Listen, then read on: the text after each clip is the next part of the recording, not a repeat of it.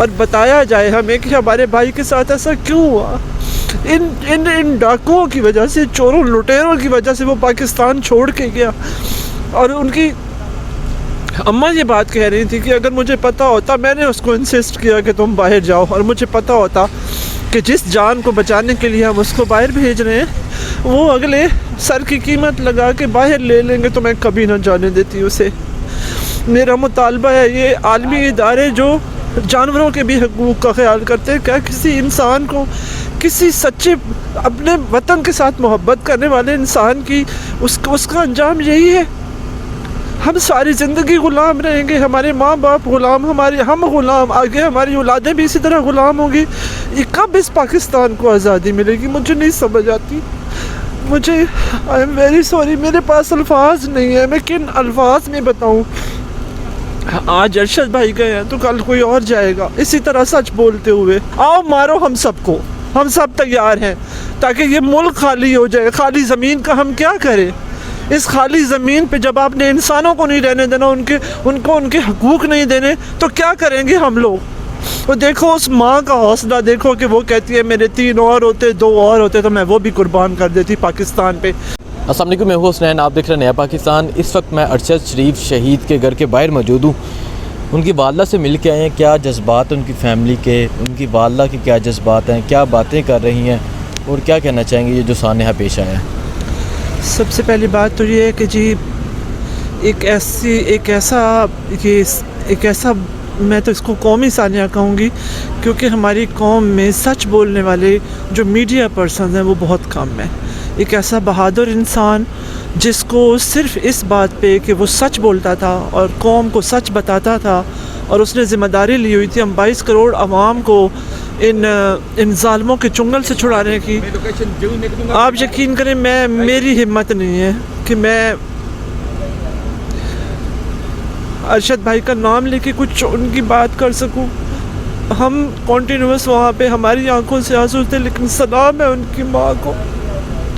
آپ یقین کریں اس عورت کی آنکھ سے ایک آنسو نہیں نکلا، اور وہ کنٹینیوس اپنے بیٹے کی بہادری، اپنے بیٹے کی باتیں، اور وہ ہمیں ہمت دے رہی تھی۔ اور بلکہ ایک ہماری خاتون تھی، انہوں نے کہا کہ پاکستان میں سچ بولنے کی قیمت آپ کی موت ہے، تو وہ بہت غصہ ہوئی ہے۔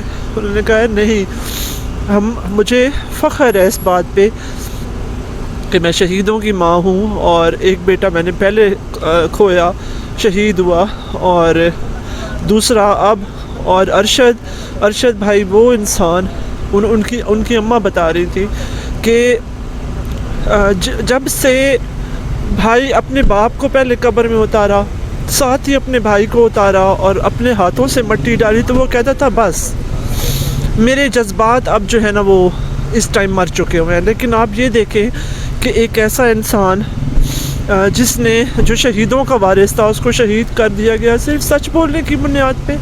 ٹھیک ہے، اس کا مقام بہت بڑا ہے، اللہ نے اس کو فوراً سنبھالا ہوگا، رسول پاک صلی اللہ علیہ وسلم نے آ کے ان کو سنبھالا ہوگا، حسین اور علی آئے ہوں گے، لیکن کیا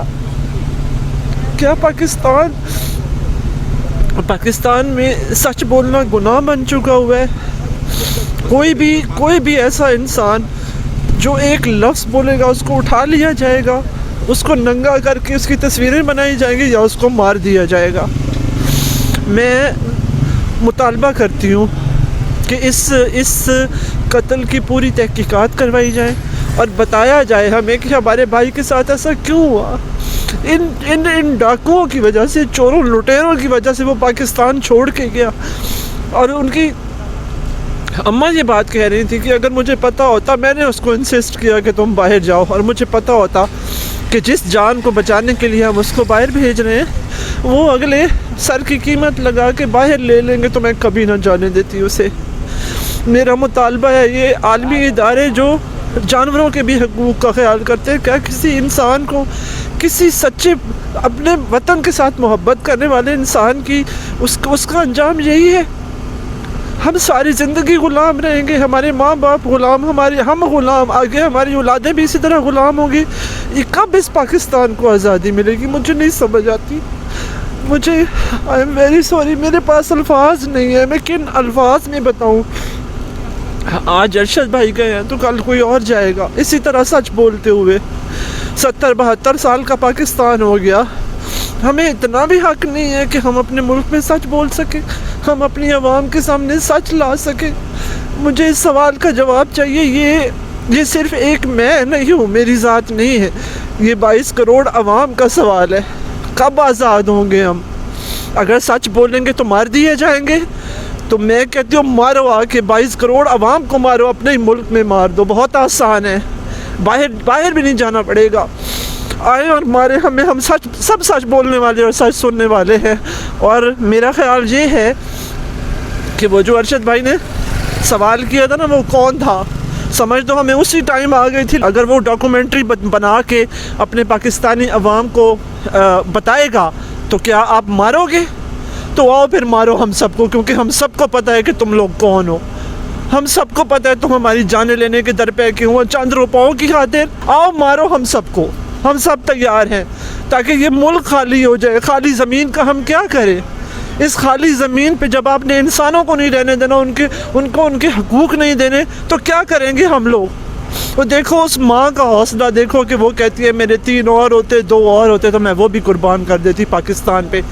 تو سن لو کان کھول کے, یہ جتنے بھی قاتل بیٹھے ہوئے ہیں, یہ ظلم جو ہے نا, یہ اب اس کی انشاءاللہ تعالی یہ اس کا آخر آ گیا. اور کھڑے ہو گئے ہم سب لوگ, اور دیکھتے ہیں تم لوگ اب کرتے کیا ہو آگے.